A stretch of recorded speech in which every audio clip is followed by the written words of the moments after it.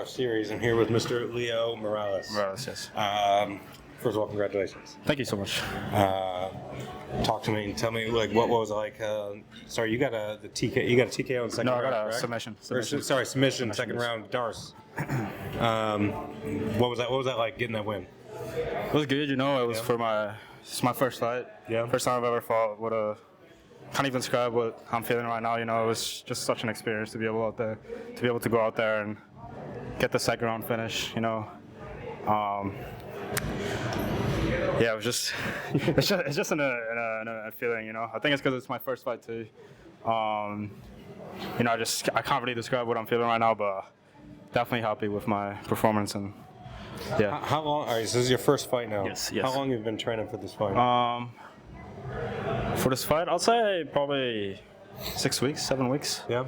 I'd say 6 weeks, 7 weeks. Is there anything that's kind of different from your training? Or excuse me, is there anything from tonight that you hadn't experienced in training?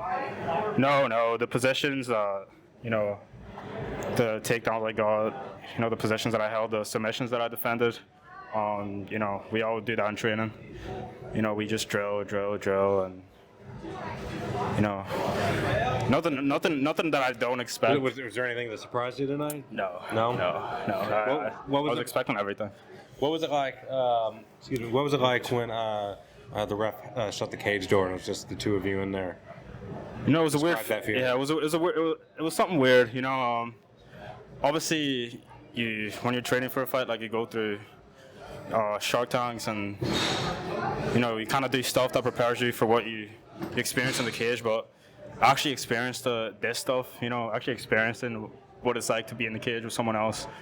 It's something that, it's a feeling that you can't feel anywhere else apart when you get in that cage and it's just you and the guy.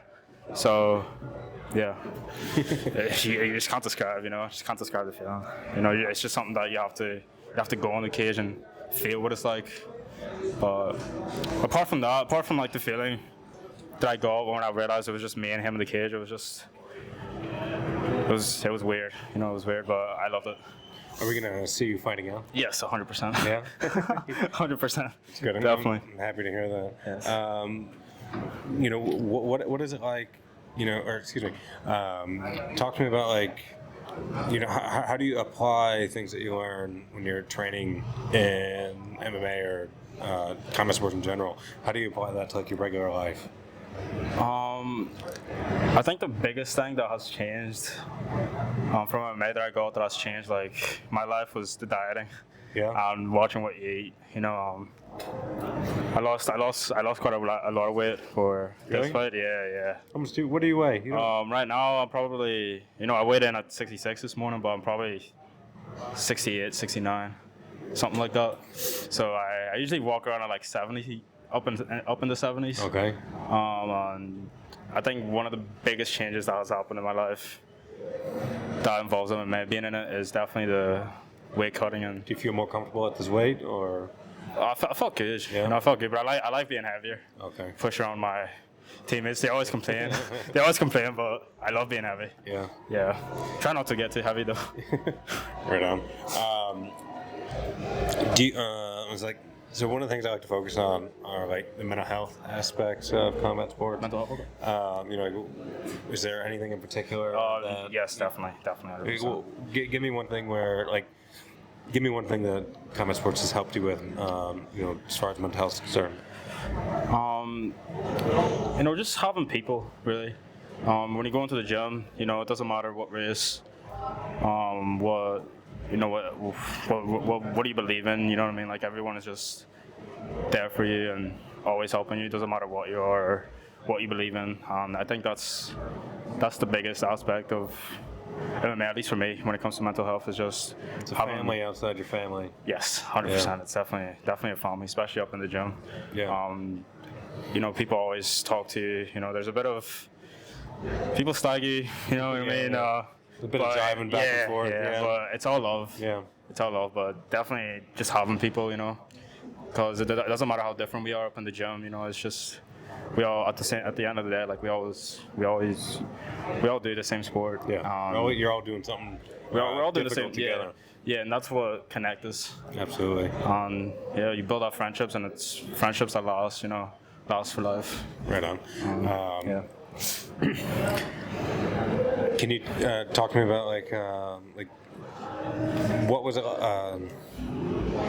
What was it like your first day training? You know, like Oh, it was a or sorry, sorry. What was it like your first day training? Like, what was your expectation, and then what was the reality?